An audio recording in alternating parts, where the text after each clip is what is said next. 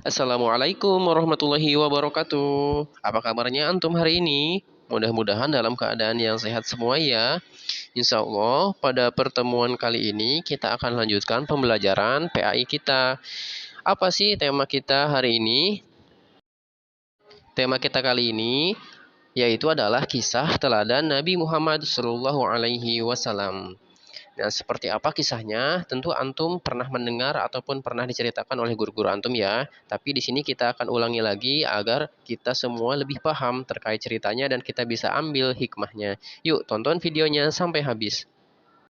Nabi Muhammad SAW lahir di kota Mekah Al-Mukarramah pada hari Senin tanggal 12 Rabiul Awal bertepatan dengan tahun gajah atau 20 April 571 Masehi. Disebut tahun gajah karena pada tahun tersebut telah terjadi penyerangan Ka'bah oleh pasukan bergajah yang dipimpin oleh Raja Abraha. Nabi Muhammad SAW lahir dalam keadaan yatim. Ayahnya bernama Abdullah bin Abdul Muthalib.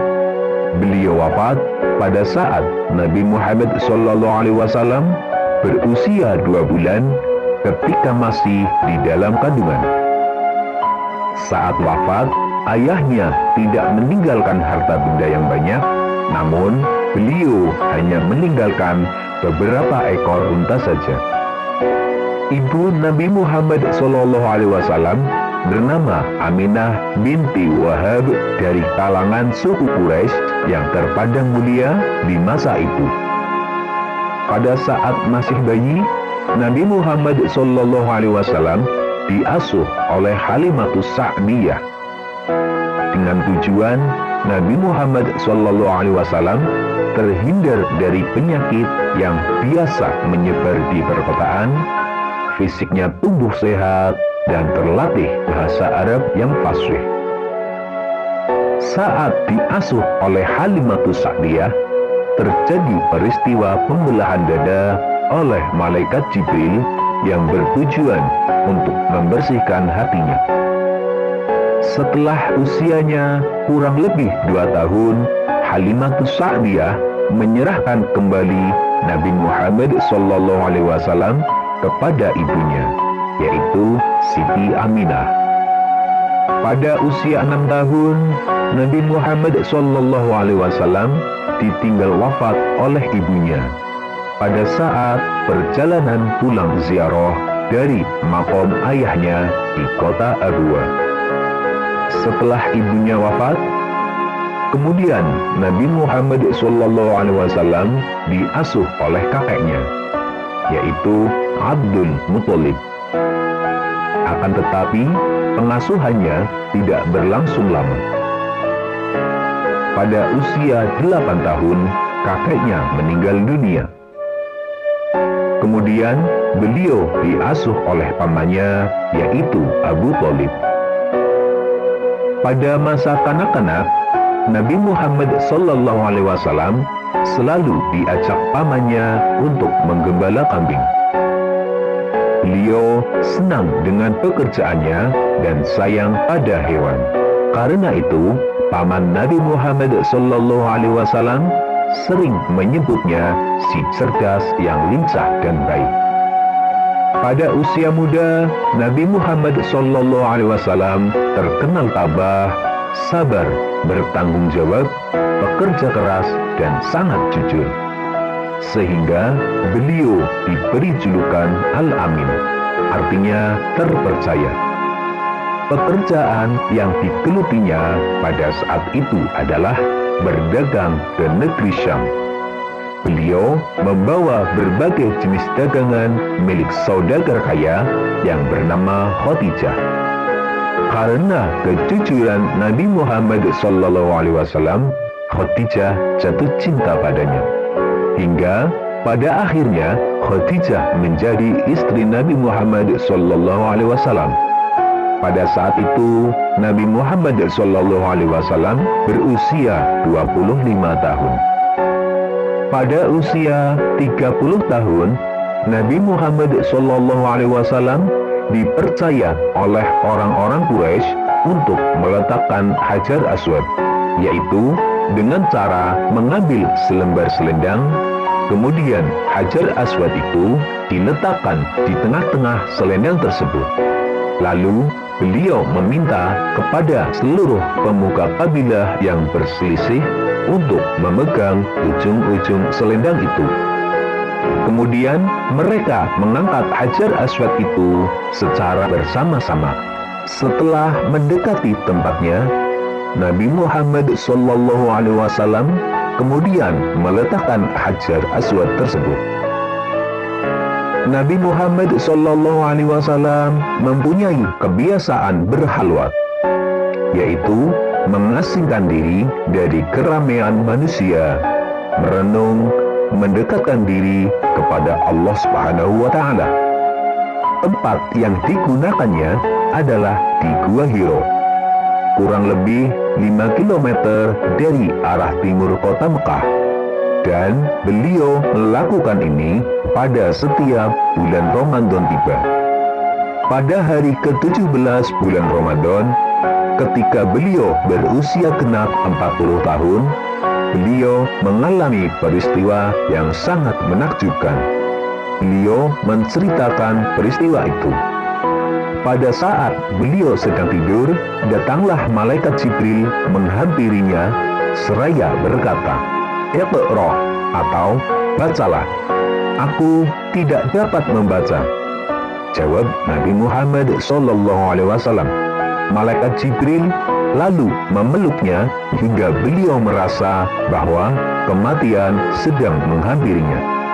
Malaikat Jibril lalu melepaskan pelukannya. Malaikat Jibril berkata lagi, "Iqra" atau bacalah. Beliau menjawab, "Aku tidak dapat membaca," jawab Nabi Muhammad SAW. Malaikat Jibril lalu memeluknya hingga beliau merasa bahwa kematian sedang menghampirinya. Malaikat Jibril lalu melepaskan pelukannya dan berkata lagi, "Iqra" atau bacalah. Beliau menjawab, "Aku tidak dapat membaca," jawab Nabi Muhammad SAW. Lalu malaikat Jibril memeluknya hingga beliau merasa bahwa kematian sedang menghampirinya. Kemudian malaikat Jibril pun melepaskannya sambil berkata, "Bismillahirrahmanirrahim. Iqra bismi rabbikal ladzi khalaq. Khalaqal insana min 'alaq. Iqra wa rabbukal akram. Alladzi 'allama bil qalam. 'Allamal insana ma lam ya'lam." Yang artinya, bacalah dengan menyebut nama Tuhanmu yang menciptakan. Dia telah menciptakan manusia dari segumpal darah. Bacalah, dan Tuhanmulah yang maha pemurah, yang mengajar manusia dengan perantara kalam. Dia mengajar kepada manusia apa yang tidak diketahuinya. Quran Surat Al-Alaq ayat 1-5. Nabi Muhammad SAW lalu mengucapkan kata-kata yang dituntunkan malaikat Jibril itu. Hafal seolah-olah tertulis dalam hatinya. Itulah wahyu pertama yang diturunkan kepada Nabi Muhammad SAW. Nabi Muhammad SAW adalah Nabi dan Rasul yang terakhir dari 25 Nabi dan Rasul yang wajib kita ketahui. Karena Nabi Muhammad SAW sebagai penutup para Nabi, maka beliau sering disebut dengan Khatimul Anbiya, yang artinya penutup bagi para Nabi dan Rasul. Setelah menerima wahyu, Nabi Muhammad SAW kemudian berdakwah mengajak umat manusia untuk menyembah Allah Subhanahu wa taala dan meninggalkan kemusyrikan, yaitu menyembah berhala. Dalam menyiarkan agama Allah Subhanahu wa taala, Nabi Muhammad SAW tidak pernah takut sekalipun berhadapan dengan berbagai rintangan. Dakwahnya sering dihadang, bahkan diancam akan dibunuh. Abu Jahal adalah orang yang paling membencinya. Suatu ketika, Nabi Muhammad SAW sedang beribadah. Lantas Abu Jahal dan komplotannya datang dan sengaja mengotorinya dengan najis. Namun Nabi Muhammad SAW hanya berdoa kepada Allah Subhanahu wa taala, "Ya Tuhanku, kepada Engkau aku menyerahkan kaum Quraisy." Doa ini dibaca berulang-ulang. Nabi Muhammad SAW selain terkenal jujur dan pemaaf, beliau juga peduli dan mencintai anak yatim.